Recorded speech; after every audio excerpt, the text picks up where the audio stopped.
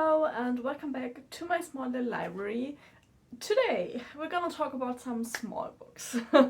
I am currently really in the mood for smaller books. I kind of feel like every now and then you need a book that doesn't take a whole week to read, if you read at like my reading speed, to be honest. And I just recently finished a nearly 1,000-page book, and to be honest, that is just sometimes too much. And so I kind of decided I wanted to share all of the like really nice smaller books I own and like to read.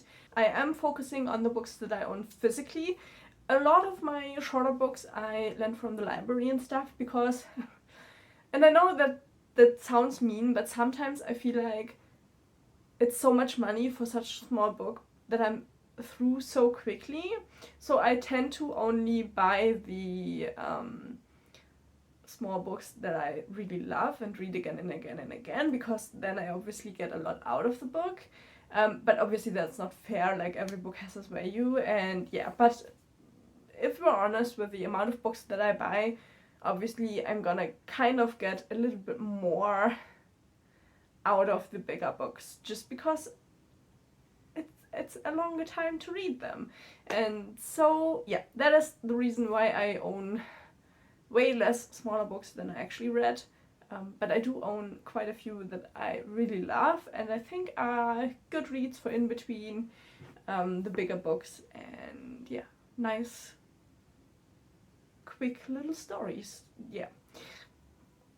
So we're gonna start with one of my favorite books, and let's just say there's a movie of it. I like the movie, but the book is just 10 times better, and that is I Am Legend by Richard Matheson.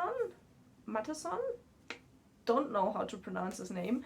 I own the SF Masterworks version. I own a few of these ones. I like when they stand next to each other on the shelf. But yeah, as I said, I like the movie, but I think the movie doesn't do the story justice. There's so much packed into the story. If you've never read it and you like the movie or the concept of the story, you really should read this, but be prepared. It is a really tragic story, way more tragic than the movie makes it out to be. Yeah, because our main character really suffers from loneliness, and that is a hard topic, and I think that the movie kind of glosses over that a little bit too much.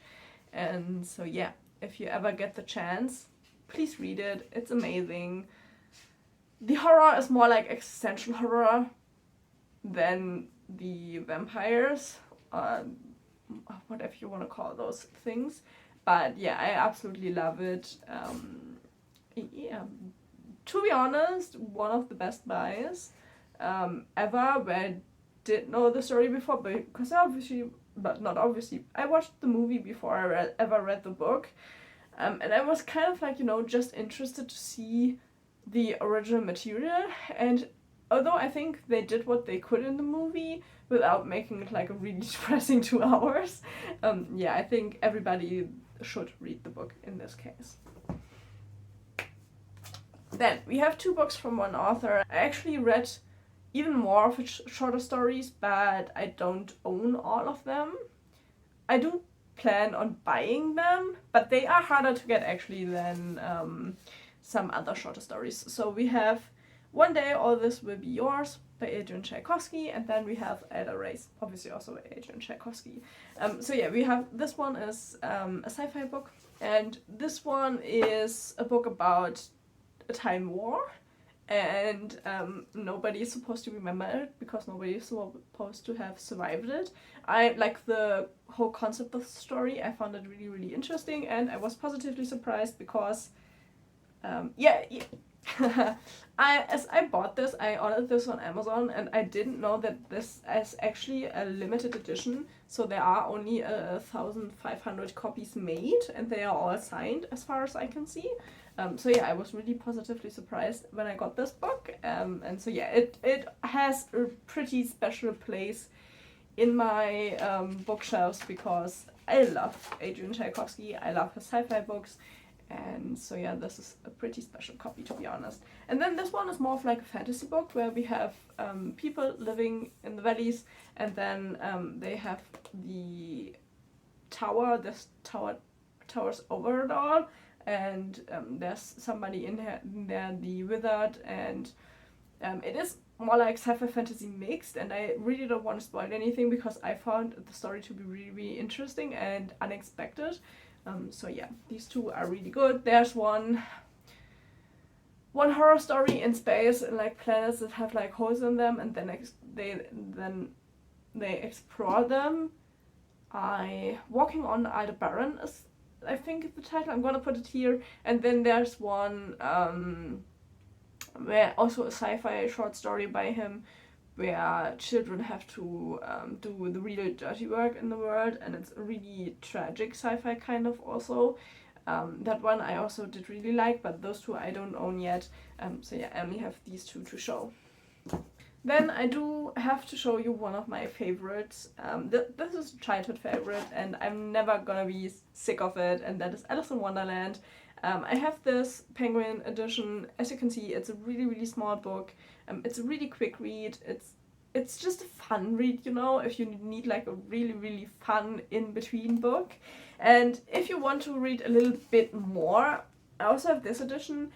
This is the one where you have Alice in Wonderland and Through the Looking Glass, but don't be surprised by the size. There's a lot of like extra stuff in here. These are the Penguin cloth-bound editions. I really love these. But they have so much extra stuff that you really don't need to read. So if you only want to read the stories, that is pretty much 2 times this width, and not like this complete book. So you could also read this as a short read and just ignore all of the extra stuff in here. It's just extra explanations, stuff about the author, where does the story come from, explanations of the story, you know, stuff like that. So if you are interested in that, pick these editions up. They're wonderful. You only have to be careful because, as you can see, there was a sticker on here, and it did take a little bit of the flamingos off, which I'm kind of sad about. So yeah, maybe you should keep the stickers on. I don't know why they put stickers on the books directly. They should just shrink wrap. I'm sorry if the perspective changed. The doorbell just rang, so yeah, I had to pause on filming. So yeah, I have no idea where I left off. I think I left with these two, but yeah. Also, there are a lot of shorter, like classical stories out there in these editions. I do own a few more, but this one is by far my favorite, so I thought I'd show you this. I also own The Christmas Carol. It's also a really short book. Animal Farm. Is it called Animal Farm? You know what I mean, probably. But yeah, I own that one. That is also really short, but yeah, this was my favorite, so I'm gonna show you this one.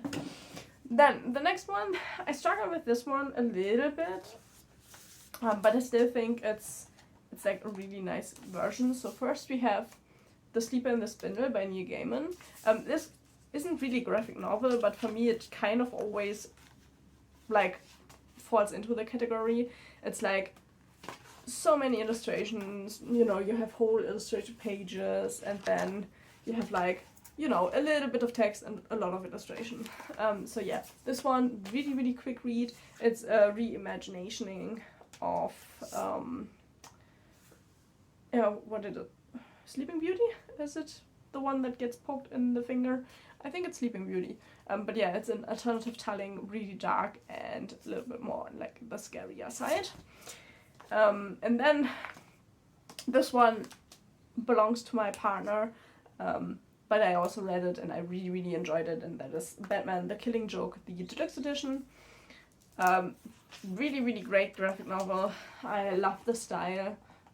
And yeah, I think this one is more of like a classic when it comes to the graphic novels. Also a short one. Obviously, if you buy graphic novels in like once, then they are all short, which makes them great quick reads. I do own the complete Sandman collection, and technically each one of those is also short story, but I own the like complete editions, like the 3 big books with all of them in them. So my editions really aren't short reads, but yeah, so these are. I don't own a lot of graphic novels simply because I haven't found what I love yet when it comes to graphic novels. So I do love the Sandman graphic novels. I like this one, I like that one, even though that isn't really a graphic novel. But the other ones that I've bought, I didn't enjoy. So I don't know. I'm trying them now and again on like from my library. I lend them, and read them on my iPad, which is a fine way to do it. But since I haven't found what I love yet with graphic novels, but they are great short reads in between, especially if you don't want to have to compute so much in your brain. If you want to more obviously look more at pictures and get the story through that, I think graphic novels are the thing for you actually. Now we're getting through short horror stories, ghost stories, supernatural stories, love those. I don't own too many. I'm still on the lookout, buying more, horror is still something I'm getting more into. It's not something that I really picked up when I was younger, and it only started like a year and a half ago. So my current favorites that I own are these three. Two of them are Susan Hill, The Small Hand and The Woman in Black. Love these two. This one I think is a little bit better than this one, but I still love both of them. These are really small and short, a good like cozy afternoon read, for when the weather gets cooler now. And then one I bought simply because of the series. I'm not somebody to watch horror films with. I'm horribly afraid when it comes to horror films. When I was younger, 13, 14, loved watching horror films. The older I get, the more I am afraid from horror movies and series. So I didn't watch the series, I have to be honest, but I did buy the book because of the series. And so this is Shirley Jackson's The Haunting of Hill House. Love the book. I think it's one of the best that I've read so far when it comes to haunted house stories, because this just feels so realistic and doable instead of like the old these where you have like 10 doors being shut, stuff like that. But I have read so many now where you have like the repeat of the same things again and again and again and again, but it's always like a door being banged shut and some breathing here, it's always these things. This one has that as well, but it's not like always the same. No, it's just like some people who are really afraid of something that they cannot see and that really, really wrecks them psychologically. And so which is why I love this one. Also a shorter one. I think one that is also kind of loved, The Turn of the Screw. I also have that is also a short read, but in my opinion that isn't as good, to be honest. So those are short horror stories. Obviously there are a lot of like general short stories, but I only get those in collections, and I hate only reading one story of a collection and then putting the collection back on the shelf. I don't do that. You obviously can. I'm pretty sure there are people out there who do that. That isn't something for me, which is why short story collections are never something for me if I want a quick read, because I have to read the whole book, And then lastly, we have a little bit of fantasy.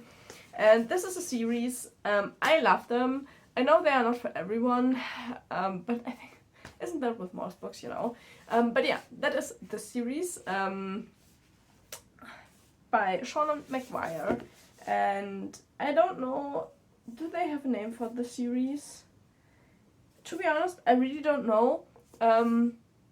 This one is the first one, and that is Every Heart a Doorway. I will look it up and put the series name here if it has a series, if it has a name, the series. Let me look up.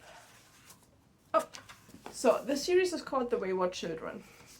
That is the name, and it starts with Every Heart a Doorway. I think there are 7 or 8 out now. I only own 5. I always forget that I need to buy the next one. But these books are about children who children/teenagers who find doors when they are younger that bring them to different worlds. And the children a lot of the times go through these worlds, and then they live in those worlds and in the real world where they're missing,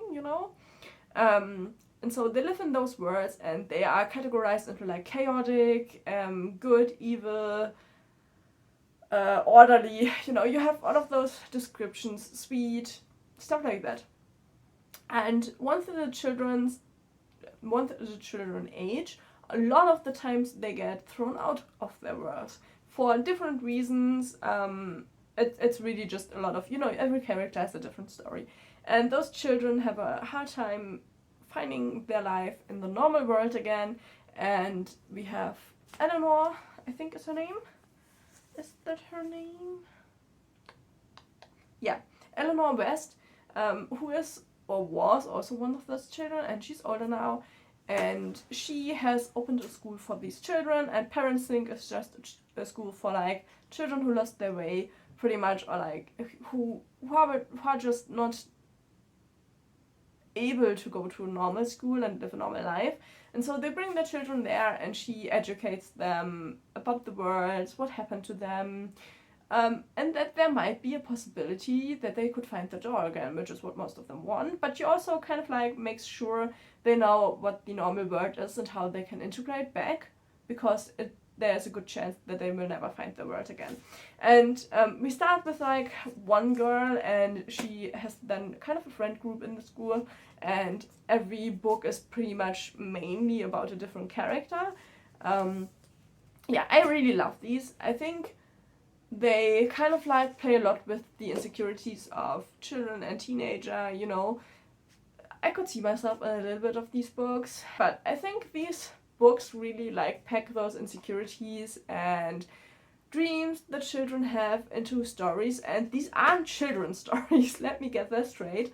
These are really brutal. There is death in here, there's a lot of suffering in here, there's a lot of like really horrible stuff in here, I feel like, but it's like shown in like a story where children are the protagonist. I don't know. For me, these work really, really well. But I feel like, yeah, you can get to the problem where they feel samey, because obviously you know what the children all want. I mean, their goal is always to find a door, so a lot of the stories go into that direction. So yeah, but for me, these are great.